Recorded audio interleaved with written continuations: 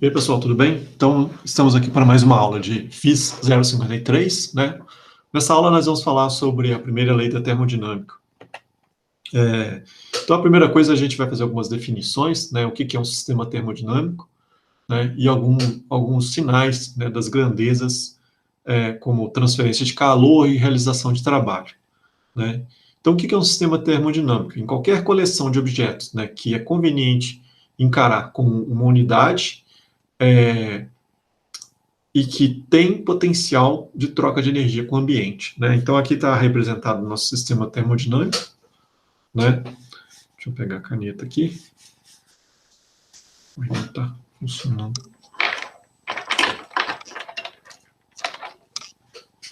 Assim. Então, aqui a gente vai representar um sistema termodinâmico, né? Esse sistema no qual você insere calor nesse sistema, a gente vai representar o calor pela letra Q, uma energia, e esse sistema realiza trabalho. Aqui a vizinhança ao sistema, né? No qual o sistema pode trocar calor se ele não for um sistema isolado. Então, como definições, a gente vai falar que quando a quantidade de calor recebida ela é maior do que zero, né, transfere-se calor para dentro do sistema, né, então ela é positiva. Quando se tira calor do sistema, essa quantidade de calor é negativa. Quando o sistema realiza trabalho sobre a vizinhança, então o trabalho é positivo, e quando a vizinhança realiza trabalho sobre o sistema, o trabalho recebe o sinal negativo. Então vamos definir a ideia de trabalho realizado durante uma variação de volume, né? Lá de Física 1, nós sabemos que o trabalho, né, um elemento de trabalho é força vezes um elemento de deslocamento. Então vamos pensar que nessa situação aqui, né, eu tenho aqui um sistema, né, no qual eu tenho uma direção aqui, que eu posso chamar aqui, ao invés de x, posso chamar de y, né? Então, vou falar aqui y, certo? Se eu realizo uma força vezes o deslocamento desse êmbolo, eu estou realizando um trabalho, né? Um f dx. Essa força, eu posso escrever ela como sendo uma pressão vezes a área, certo?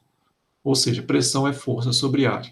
Então, eu posso abrir essa expressão da força sendo pressão vezes área. Mais área vezes deslocamento, eu posso chamar de volume, né?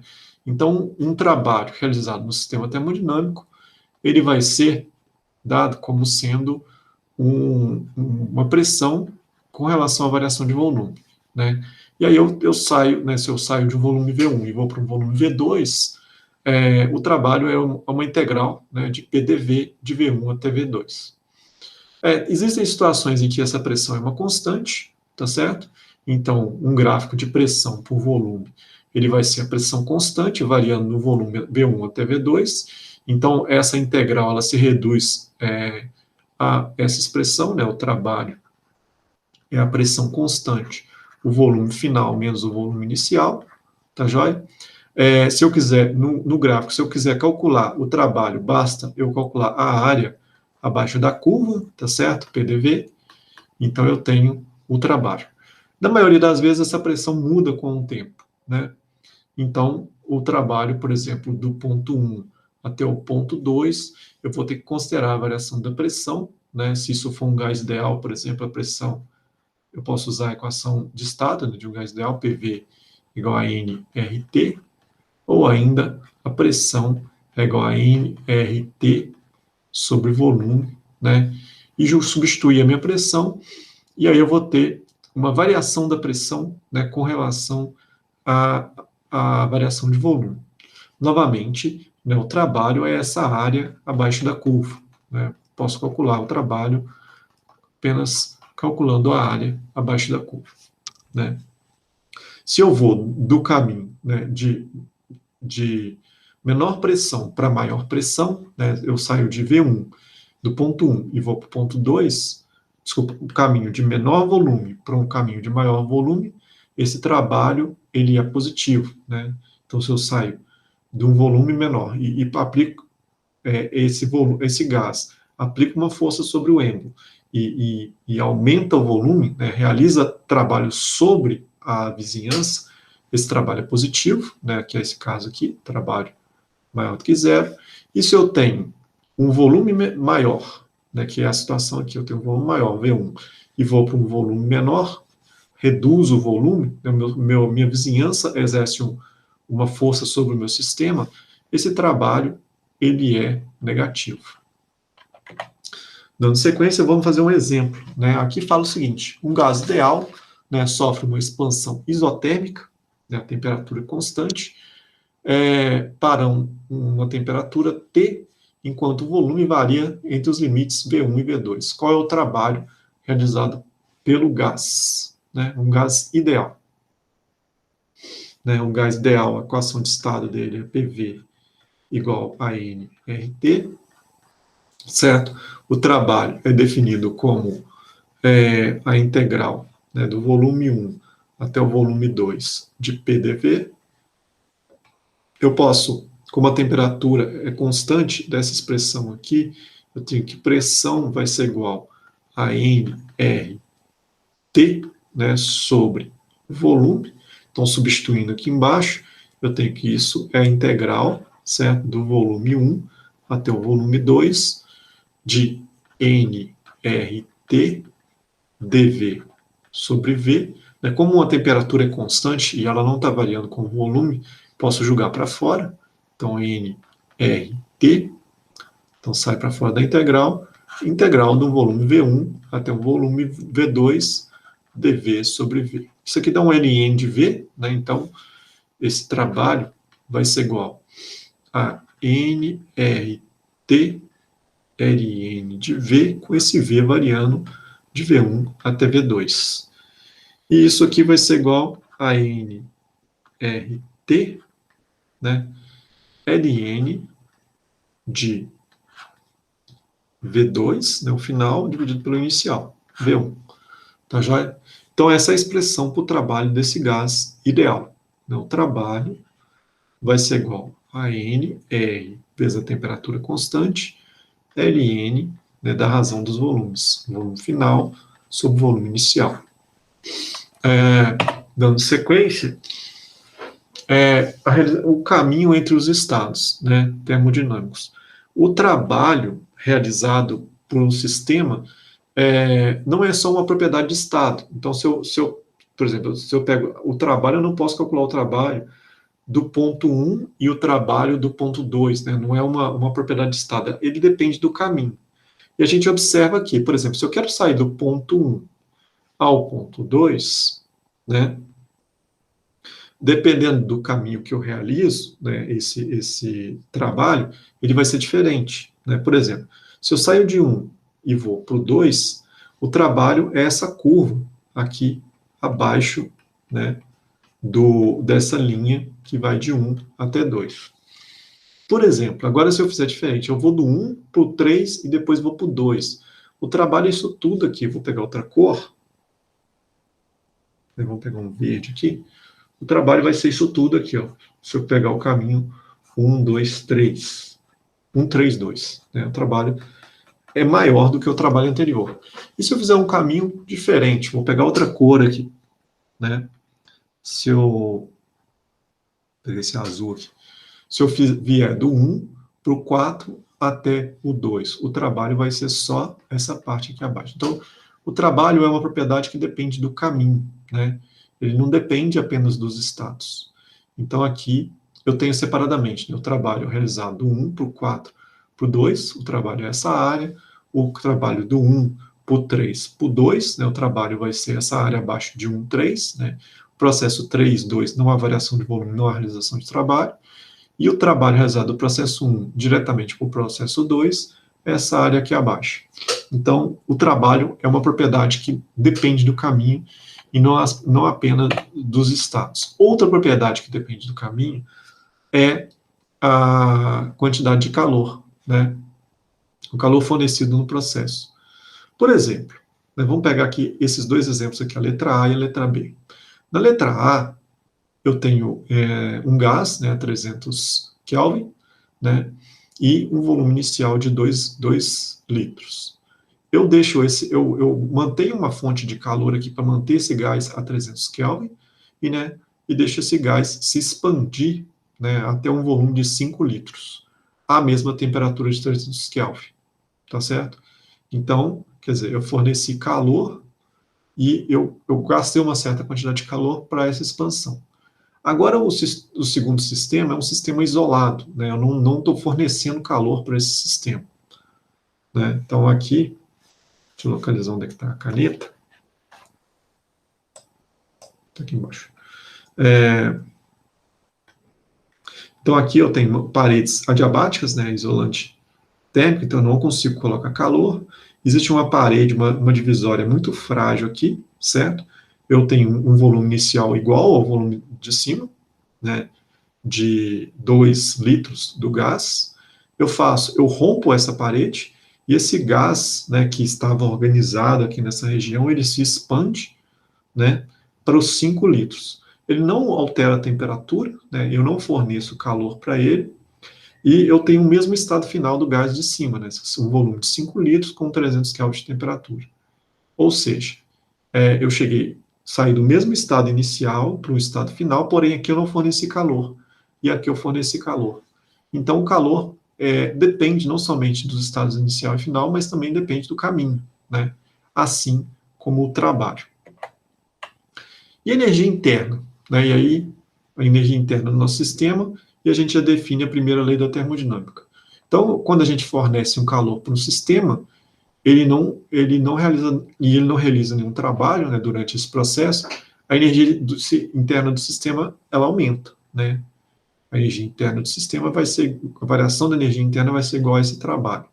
E quando eu não forneço calor, certo? Mas realizo o trabalho, a energia interna do sistema vai diminuir, né, porque ele vai realizar um trabalho, então a variação da energia interna vai ser o negativo da realização desse trabalho. E aí, quando eu realizo trabalho e forneço calor, então a variação da energia interna vai ser essa quantidade de calor que eu forneço, menos o trabalho realizado. Essa é a chamada primeira lei da termodinâmica, né? É uma lei de conservação de energia, certo? E nela você fala lá que a quantidade de calor que você fornece, ele vai provocar uma variação da energia interna, mais a realização de um trabalho. Tá joia? Experimentalmente, né, verifica-se que, apesar da quantidade de calor e do trabalho eles dependerem do caminho, a variação de energia interna, ela só depende dos estados inicial e final, né? Então, a energia interna ela é uma propriedade dos estados. Então, não importa qual caminho que o sistema realize, passe, né, a variação da energia interna vai ser sempre igual. Tá, já? Então, dado lá um diagrama PV, certo? Se eu tenho uma dada energia interna U1 aqui, e uma energia interna U2, né, a variação de energia interna, ΔU, vai ser a mesma se eu fizer esse caminho, se eu fizer esse caminho, se eu fizer qualquer outro caminho, né? A energia interna vai ser uma propriedade de estado.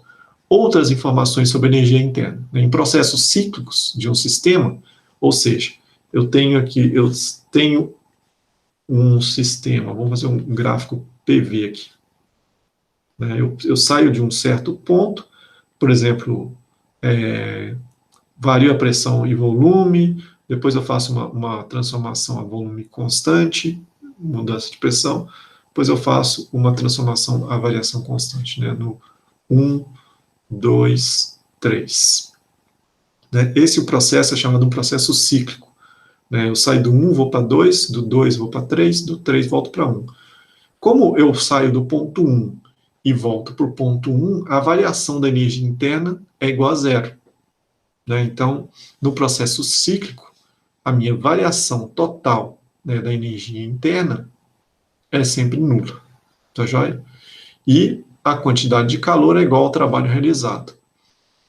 Se o sistema está isolado, né, é aquele que a gente não faz troca de calor com a vizinhança e faz um processo cíclico, né, a quantidade de calor vai ser igual ao trabalho, igual a zero, e a variação da energia interna no sistema é igual a zero. Né, a energia interna permanece constante. Vamos fazer um exemplo. O exemplo fala o seguinte: 1 grama de água, né, tem um volume, vou chamar de volume inicial, de 1 centímetro cúbico, aí 1 centímetro cúbico a gente precisa passar para o sistema internacional, eu vou multiplicar aqui, 100 centímetros equivale a 1 metro, certo? Vou elevar isso aqui ao cubo, então corto centímetro com centímetro cúbico, eu tenho que isso aqui é 1 vezes 10, aqui é 1 vezes 10 a segunda, elevado ao quadrado, 1 vezes 10 a sexta, então 1 vezes 10 a menos 6 metros cúbicos, né, de água, se transformam em 1.671 centímetros cúbicos. Então, o volume final, 1.671 vezes 10 a menos 6 metros cúbicos.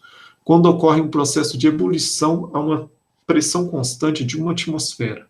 Então, a pressão é constante de uma atmosfera, 1,01 vezes 10 a quinta Pascal, né? O calor de vaporização para essa pressão, né? O calor de vaporização é 2,256 vezes 10 a sexta joule por quilograma, né? E aí a letra A pede para calcular o trabalho realizado pela água quando ela se transforma em vapor, né? Trabalho, né, a pressão é constante, vai ser pressão volume 2 menos volume 1, certo? Então, o trabalho vai ser igual a pressão, que é 1,01 vezes 10 a quinta Pascal, Pascal é Newton por metro quadrado, vezes o volume 1, volume 2, 1.671 vezes 10 a menos 6, menos 1 vezes 10 a menos 6. Então, fazendo essa conta, eu já fiz aqui na folha, eu tenho que o trabalho dessa expansão é 169 joules, tá? E aí ele quer saber o trabalho realizado por essa água para transformar em vapor. Beleza. E agora ele quer saber o aumento de energia interna, né? Letra B, o aumento de energia interna vai ser a quantidade de calor que ele recebe menos o trabalho. Então, vamos calcular essa quantidade de calor aqui, né? Vai ser a massa, né, de água, vezes o calor de vaporização. A massa aqui está em 1 grama, então 1 grama é 1 vezes 10 a menos 3 quilogramas, vezes o calor de vaporização, 2,256 vezes 10 a sexta joule por quilograma.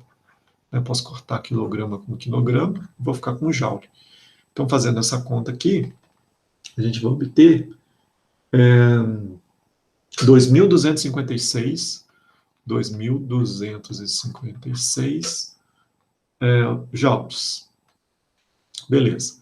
E aí eu vou calcular a variação de energia interna, vai ser a quantidade de calor, 2.256 joules menos 169 joules.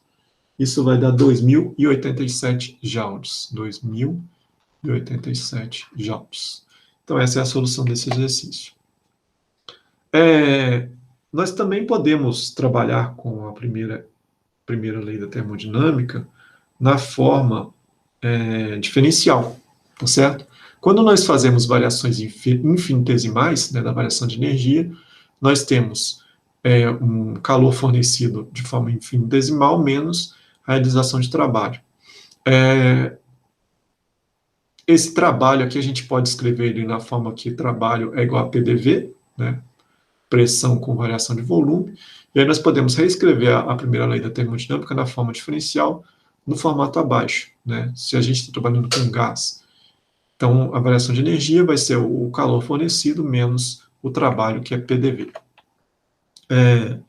Vamos falar um pouquinho de tipos de processos termodinâmicos, né? Nós temos processos adiabáticos, são aqueles processos no qual não ocorre troca de calor, transferência de calor, então, quantidade de calor é igual a zero, e a variação de energia interna é justamente o trabalho negativo do trabalho realizado. Um exemplo é a fase de compressão do motor a combustão interna, que é aproximadamente adiabático, né, a temperatura da mistura, né, de ar e combustível.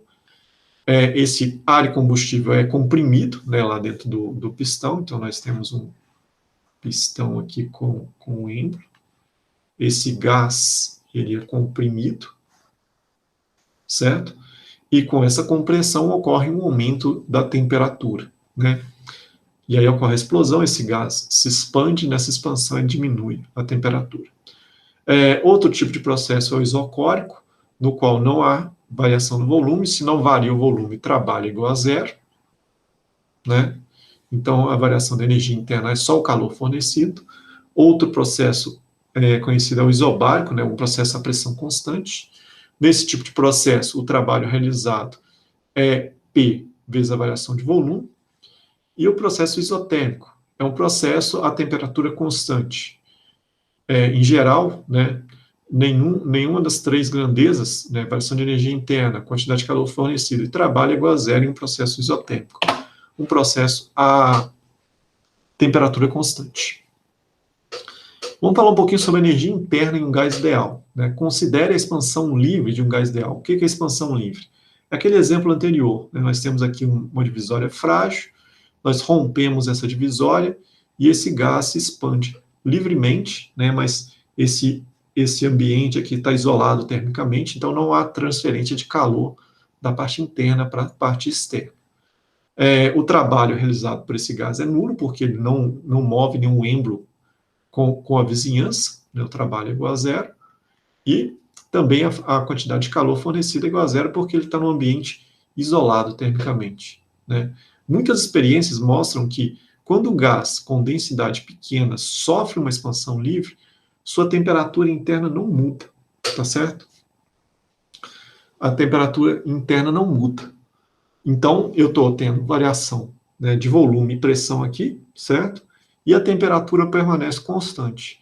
Isso nos diz que a energia interna de um gás ideal, né, esse gás de pequena densidade, ela depende, né, ela independe da variação de volume e pressão. Ela passa a depender apenas da temperatura, né? Porque é a única grandeza aqui que não varia nessa situação. Se você pega outro gás, né, não ideal, se você varia pressão e volume, a temperatura também varia, né, nessa expansão livre, né? Então, para um gás ideal, né, a energia também depende da pressão. Para um gás real, para um gás ideal, a energia depende apenas da temperatura, né? Dado isso, né, num processo isocórico, né, a volume constante, nós temos, da primeira lei, né, que o trabalho realizado é igual a zero, certo? Se ele é a volume constante, nós temos que a quantidade de calor, né, a variação da quantidade de calor, ela vai ser igual a um número de mols vezes o calor específico a volume constante dt, né? Então, da primeira lei da termodinâmica, a gente tem que o trabalho é igual a zero, e a variação de energia, então, vai ser escrita como apenas dq, NCV dt. Num processo isobárico, né, a pressão constante, a variação de calor vai ser um NCP, né? Aqui nós temos a pressão constante dt, e o trabalho é um PDV, certo?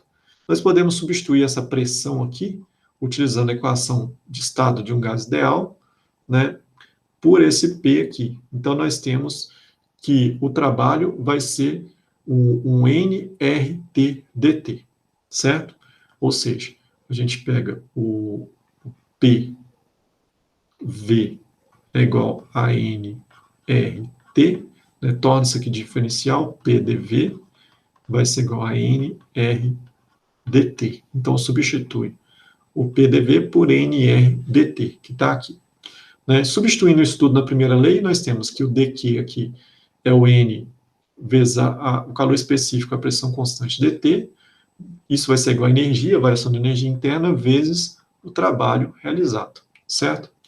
Esse termo aqui da energia, a gente não calculou ele para a pressão constante, mas a gente calculou ele para volume constante. E nós vimos anteriormente, né, que a variação de energia e depende do processo. Então, eu posso fazer, né, um processo a pressão constante, tá certo? Ou um processo a volume constante, né? Realiza um caminho com um processo a volume constante, sei lá. E aí, né, saindo do mesmo ponto aqui, eu chego num ponto, a variação de energia vai ser sempre a mesma. Então, eu posso expressar essa variação de energia no formato que está aqui em cima, tá certo? Então, migrando aqui, então, sendo energia interna dependente apenas da temperatura, né, para um gás ideal, podemos escrever que energia interna é um NCV/dt, né, e aí eu saio com essa expressão. Dessa expressão aqui eu posso dividir todos os membros pelo número de mols vezes o dt. Então, eu perco aqui, aqui e aqui. E aí eu saio com a minha expressão, que o calor específico, a pressão constante, que é sempre maior, ele vai ser o calor específico ao volume constante, mais a constante dos gases ideais, né? Embora esse modelo aqui tenha sido feito para um gás ideal, se nós compararmos com outros gases, eles também batem, né? Por exemplo, se eu pegar aqui gases monatômicos, como o hélio e o ar, né, ele tem o CV, calor específico volume constante 12,47, e o calor específico a pressão constante 20,78, e a subtração dos dois, 8,31, que é a constante dos gases ideais. Se eu pego gases diatômicos, né, essa variação é pequena no erro. Gases poliatômicos tem um erro um pouco maior, mas ainda é próximo, tá certo? A resposta. Outra grandeza que é também utilizada na termodinâmica é essa razão, né, dos calores específicos, né, do calor específico a pressão constante dividido pelo calor específico a volume constante. Como o calor específico a pressão constante é sempre maior do que o calor específico a volume constante, essa razão é sempre maior do que 1, tá certo? Como está nessa tabela abaixo. Então, né, nós temos essa razão sempre maior do que 1, e aí a gente pode usar essa razão para alguns cálculos. Por exemplo, um gás monoatômico, cujo calor específico a volume constante é 3 meios de R. Né? Então, o calor específico a pressão constante é o calor específico a volume constante mais R. Então, 3 meios de R mais R, isso vai dar 5 meios de R. Tá certo? Então, para um gás monatômico, Cp sobre Cv é essa razão que dá 1,67. Para um gás diatômico, né, a temperatura ambiente, o calor específico a volume constante é 5 meios de R, tá certo? Como está expresso aqui. A gente pode calcular o calor específico a pressão constante, né, 5 meios de R mais R, isso dá 7 meios de R, e a razão entre o Cp e o Cv dá 1,40. Vamos falar um pouquinho sobre processos adiabáticos de um gás ideal. No processo adiabático não vai ocorrer nenhuma transferência de calor, né, entre o sistema e a vizinhança, então isso aqui é igual a zero, mas, pela primeira lei da termodinâmica, o sistema vai variar volume, né, e vai realizar trabalho, né, negativo de trabalho. Se a gente representar aqui pela letra A, né, o estado inicial, né, esse estado ele vai estar sobre uma isoterma, né, de uma temperatura T mais dt. Né, e após a expansão, né, ele vai para uma segunda isoterma, que é essa aqui representada abaixo, para uma temperatura inferior, né, uma temperatura T. Então, a primeira, a isoterma da condição inicial é T mais dt, que é essa isoterma aqui, ó. Certo? E a isoterma final é uma isoterma numa temperatura T. Certo? Fala um pouquinho sobre gás ideal adiabático, né, a relação entre volume, temperatura e pressão, né? Nós temos que a variação de energia é N vezes o calor específico, número de mols vezes o calor específico a volume constante dt, né, para qualquer processo de gás ideal, adiabático ou não. Nós temos que o trabalho realizado é PDV, e a variação da energia interna é o negativo do trabalho. Então, relacionando essas duas expressões, nós temos que o número de mols vezes calor específico ao volume constante dt é igual a menos PDV. A pressão a gente pode substituir pela equação de estado, né, de um gás ideal, por nRT sobre V, então nós temos essa expressão aqui, e dessa expressão nós caímos nessa equação diferencial, tá certo? Essa razão R sobre CV, a gente pode recalcular ela, né? Lembrando que lembrando da expressão anterior aqui, né? CP é CV, calor específico é pressão constante, é calor específico é volume constante mais R.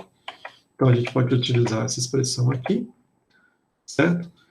Substituindo R, e aí nós obtemos que calor específico é pressão constante, sobre calor específico é volume constante, que é o gama, né, menos 1, é esse termo. Então, a gente chega aqui com essa nova expressão diferencial. Então, na expansão diabática, né, o volume aumenta, né, e a temperatura diminui. Na compressão diabática, o volume diminui e a temperatura aumenta.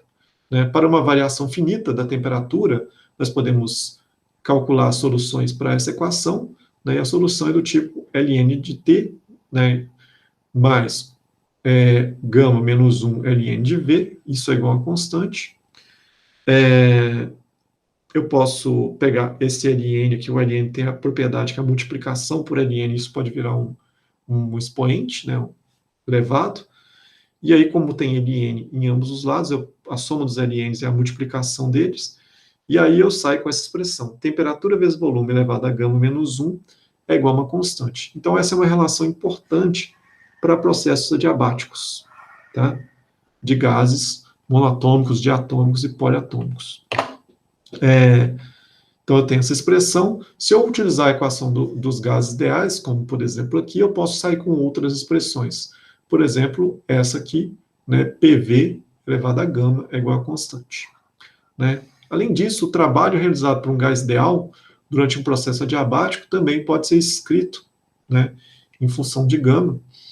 Dessa forma, o trabalho vai ser negativo da variação de energia, N, calor específico volume constante, vezes T1 menos T2, né, por causa do negativo que eu trocar a ordem, usando a equação de estado dos gases ideais, substituindo aqui, eu saio com essa expressão, né, sendo CV sobre a constante dos gases ideais, dado por 1 sobre 1 menos gama. Então, eu tenho mais essa expressão aqui. Né? E aí tem um exercício. Né? A razão de compressão de um motor diesel é de 15 para 1. O que isso quer dizer? Que se eu tenho um volume inicial sobre um volume final, isso aqui é igual a 15. Tá certo? Do seu volume inicial. Sabendo que a pressão inicial é de 1 atmosfera, então a pressão inicial é 1 atmosfera, ou seja, isso é 1,01 vezes 10 a quinta pascal, e a temperatura inicial é de 27 graus Celsius, aproximadamente 300 Kelvin, né? Calcule a temperatura final e a pressão final depois da compressão. Né? Então, eu tenho a seguinte expressão, né? Se eu voltar aqui atrás, eu tenho essa expressão, relação de temperatura, né, e volume aqui. Temperatura vezes volume elevado a gama menos 1 é igual a constante. Então, eu tenho aqui,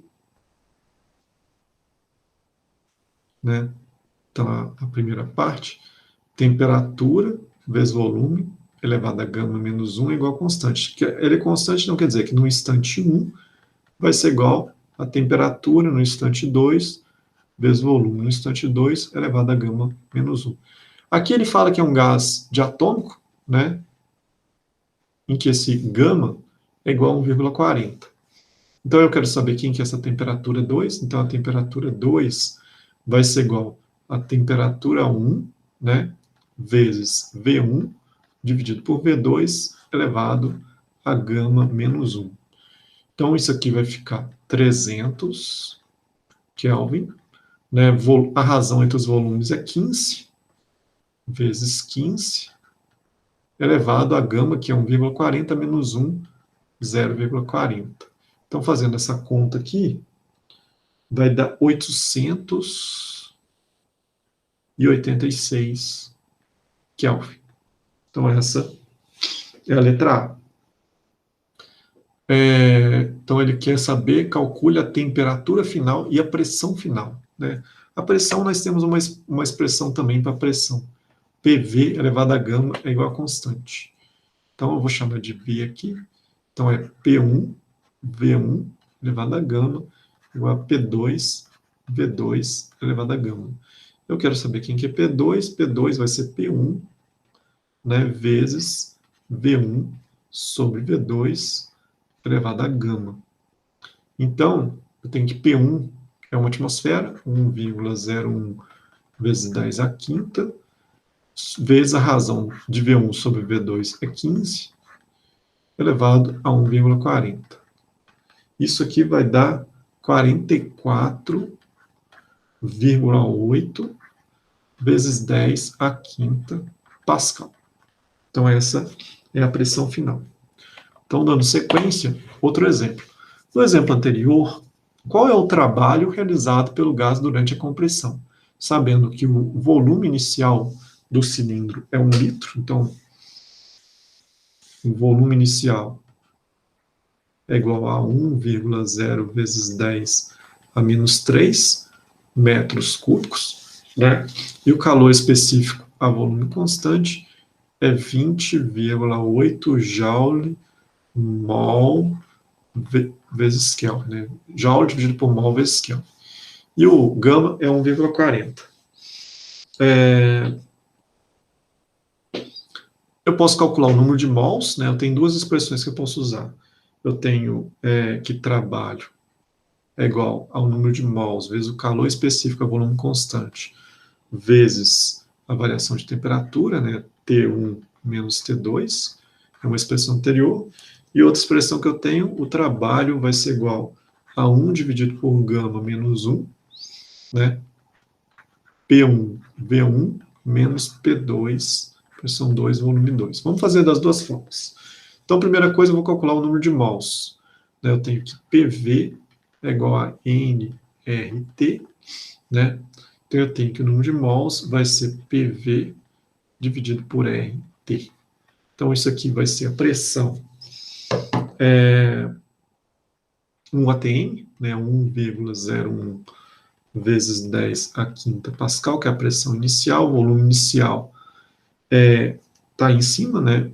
1,0 vezes 10 a menos 3 metros cúbicos, dividido pela constante dos gases ideais, que é 8,314 joule por mol vezes Kelvin, né?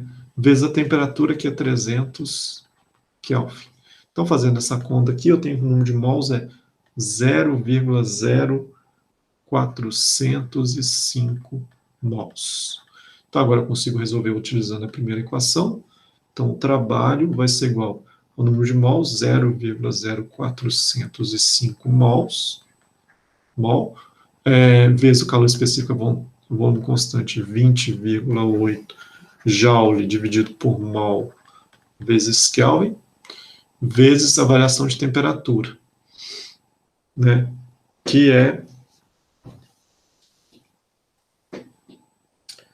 é 300, temperatura 1 é 300 e o outro é 886. 300 Kelvin menos 886 Kelvin. Tá certo? Então, fazendo essa conta aqui, a gente tem que o trabalho é igual a menos 494 joules. Eu posso usar essa segunda expressão aqui, ó, certo? O trabalho vai ser 1 dividido por 1,40 menos 1 vezes a pressão 1, que é um ATM, 1,01 vezes 10 à quinta, vezes o volume 1, que é 1 metro cúbico, 1,0 vezes 10 a menos 3 metros cúbicos, isso tudo menos a pressão 2, são 2. 44,8 vezes 10 à quinta pascal. 44,8 vezes 10 à quinta pascal, vezes o volume final, que é 15 vezes menor do que esse volume inicial, vezes 10 a T menos 3 metros cúbicos dividido por 15. Fecho aqui, e eu faço essa conta, eu vou obter o mesmo valor, menos 494 joules. Então é isso, pessoal, muito obrigado e até a próxima aula.